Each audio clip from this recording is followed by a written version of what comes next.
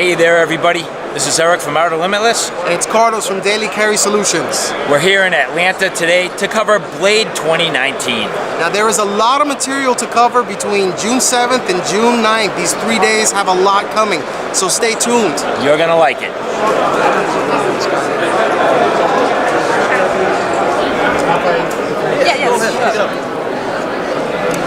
It's a knife. You gotta feel it in your hand. No, definitely. How are you, David? How's it going? Pretty good, man. Pretty good. We just got here to Blade Show. Oh, this is one of Dylan's designs. Nice. This is a new one then? So you're looking at the CJRB. Yours might have the correct logo. Yeah. Yes, the CJRB. The CJRB is going to be the more of an entry level division of Artisan. But because we say entry level, I want to stress that the quality. There's nothing missing from the quality. It's only the material that we're trying to create. Yeah, it flows really cleanly. Very good action. Yeah, really good action, smooth action, G10. crisp opening. Yeah. Then you have the design that everybody loves. I mean, Dylan Mallery has really coming up in the world. Yeah. His designs we love very much. Of course, you have the ever popular the cleaver shape. Beautiful. Check That this is out. very nice. And based on personal experience, I'm going to say that it will lose nothing to the sheepdog. Hey, personal experience. I'm just saying. Yeah. No, I really like this. What's the starting price point on these? We're looking at the more of an overall price point, about $50 to $60 MSRP. Okay. All right. Yeah. So your street price, we're hoping to hit about 45-ish, right around that point. I was dying to go ahead and take a look at that one.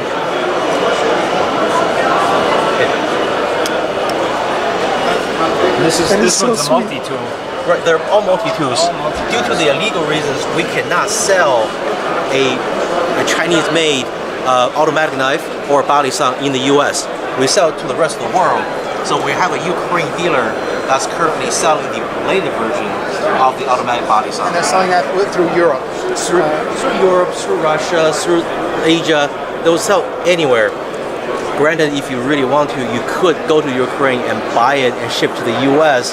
But again, the reason we're not selling it ourselves. Yeah, you don't want to circumvent the law. Exactly. I totally understand, and that's the way to do it. Right. That's the way. You have two different blade shapes. And you have two different lengths. So if you don't want to carry a full-size multi-tool butterfly, you can carry the smaller one. How much are these? I believe these are going for about 80 for the metal handle, and we're talking about 60, 65 for the T10 handle. Nice. Yeah, I think I'm gonna pick me up one of these today. I like that. I like this one right here. Two different That's shapes. beautiful. So you have different functions, different things. Nice. This one is a new design. It pulls. Yeah. Very nice. The good thing about this, you have a flipper, but it's not a liner lock or a frame lock, so it's not right-handed or left-handed. It's ambidextrous. And you have an ambidextrous clip right here. That is really cool. So here's a clip, and when you put it on this side, you can cover it on the other side, so you have a hole in the handle. Then you open it either from left hand or right hand. You just pull back, and it opens. That action is really good on that note too. Yeah, so this is what I want to see. I like the color combinations in there, real classy looking. Has that utility blade shape. I like something where when you're going to do some work, it'll get nice and flat down on the surface there. And for me, I typically like things used for, I'd say, like opening boxes and things like that. That's my typical sort of EDC packaging and stuff like that. Having that nice pronounced tip yet sort of some depth to the blade, that's definitely cool. Very interesting looking blade. I like that. Smooth and comfortable. I like that little finger choil. This is nice. So what is the steel on this? D2. Yeah, D2. I can't complain. I'm going to point out one more thing. It's a feature that. So if you want to have a linear hole, let's say you don't want to pocket this, but you want to just put it on here. There. Oh, nice. Yep. Okay. And if you drag it, that's the first dangler folder knife I think I've ever seen. It could be. and if you just drag it, and it opens up. Oh, so you can take it out. okay. So it's one-handed. I like that knife. That's sweet. And when you hold it in your hand, if you use your palm grip, it gives you a very comfortable surface to put against your palm. There's no sharp edges. And you know what? It gives you that extra little length for purchase, but too. if you really, really hate having a linear hold, it is completely removable. You can get that thing off the knife. Push down till close. So your hand never touches the blade. Have a seat.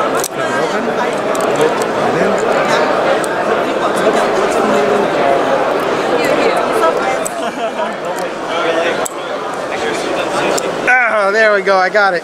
So the way that they have designed this particular lock, this is a flipper. It also has the lanyard holes here so that you can go ahead and attach it to a keychain, maybe dangle it off of your pocket. Nice little pocket clip, titanium all the way around. And it has some very, very subtle micro texture on the titanium. That's really nice. A nice pivot collar with the Artisan logo. And this is a nice slim flipper. Essentially, you can use this here and this as a shelf to flip it open. You have the exposed Warncliffe blade. I will assume, yes, it's S35 VN steel. So basically, the way that the mechanism works is you flick it out open. You can use this button to bring it down. It's done that way so that it doesn't affect your fingers if they are in the way. And then once that's done, you just flick it back closed and it's good to go. Your fingers never actually touch any part of the blade itself. So you just hit the button, it actuates the opening mechanism here, or the closing mechanism here, and flick it back and down. I know you guys like fixed blade. I want to show you something with the Proponent. Nice. Formerly known as the Fulcrum, now as a Proponent. I want to show you something that this feature I think you guys will love.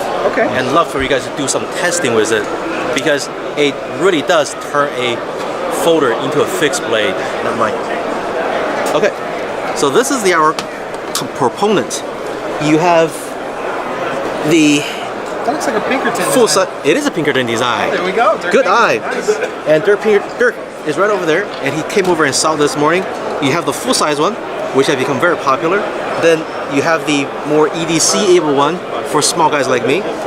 One of the good things that we did, and this is something that Dirk approves.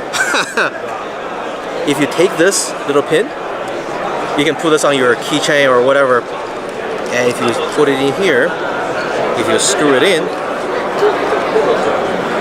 now you got a, hey, there's Dirk. How's it going, man? How are you? Checking out your knife, dude. Thanks. Now you got a hand guard here, and then you have a pin that essentially locks the blade into the handle. This essentially is a fixed blade. Right. So if you're doing something so hard that you're breaking the pin, and then you're breaking the lock, you'll break any knife in your hand. Right. As Dirk mentioned, that when you have the pin in there, you take a lot of stress off the lock surface. So this should be just as strong as a fixed blade. That's a beefy blade. Yeah, and we'd love for you guys to do some testing with this. I like that fuller there too. That's cool. Just gives it a. Now, is that, would you say, just for a little bit of weight savings for style? I mean, where does your inspiration come from in this design? Kind of a combination, yeah. It's a big, beefy blade, so it takes a little weight out of it and does add a little bit of a design flair to it. Nice. So, what is the pin material? It's steel. So is it a carbon or stainless carbon steel? It's stainless pin? right now. Stainless pin. Yeah. Nice. And what is the steel on the blade? Oh, S35 VN. Nice. Yep. Nice. All right. So then to Unscrew. remove. Yep. Unscrew it. This way. Yep. Yep. Oh, okay. So it actually is a screws couple into- of little threads. Yeah. Nice. That's smart. And you could feel it kind of disengage, and then obviously smooth there. Wow, this thing is just beefy. That's sweet.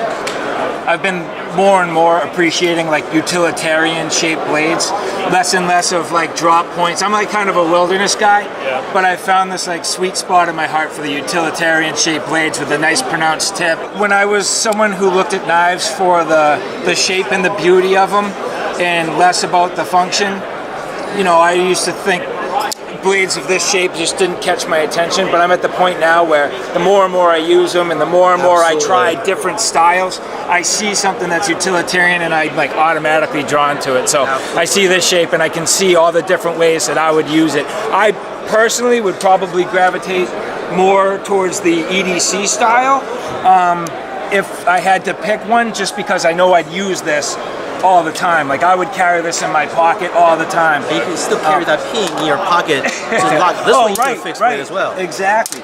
But you know, where I'm more of the like wilderness survival blade user, you know, out in the field, you know, I'd be very interested to see what this can do and how it could perform. I mean, and I'm hoping I've never thought about thumping on a folder, but this definitely is intriguing. Yeah, and we would love for you guys to put us through its paces and see how far we can take this concept. Yeah, that's cool. Yeah, so titanium is about 1/3 the weight of steel, but when you hold a Proponent in your hand, you're not really feeling it's that much lightweight because there is a solid chunk of titanium in this.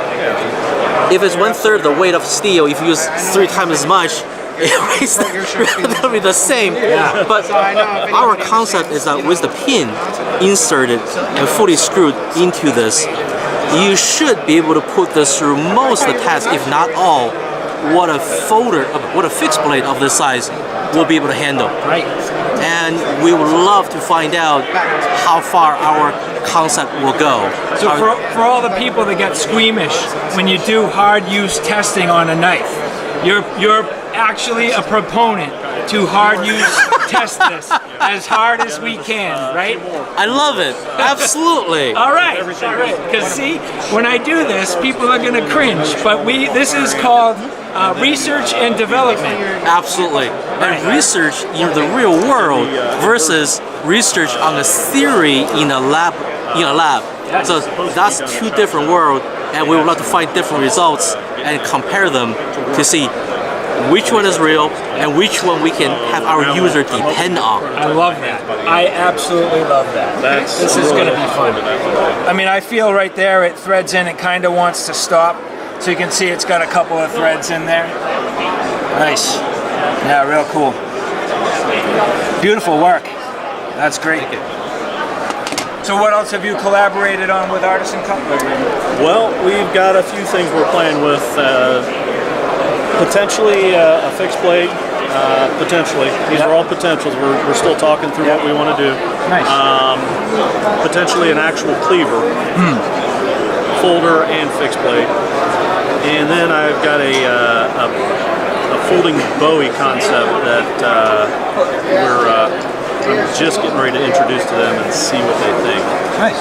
So it's based on a fixed blade I did called the Little River Bowie. Yeah, So- of course. Yes. I think you tested that. Yeah, great. Yeah, excellent. Yeah, no, very, very nice. I've enjoyed certainly the Kaiser knives and your collaborations with them, and I think this will be a fun project to see how it unfolds. Yeah, I'm looking forward to it. I've been highly impressed with the quality of Artisan's work, how they've executed the designs. So yeah, I'm looking forward to see how those future projects come around. Yeah, killer. Great. Yeah. Hey, awesome stuff. Thank you. I appreciate We'll see that. you guys. Yeah.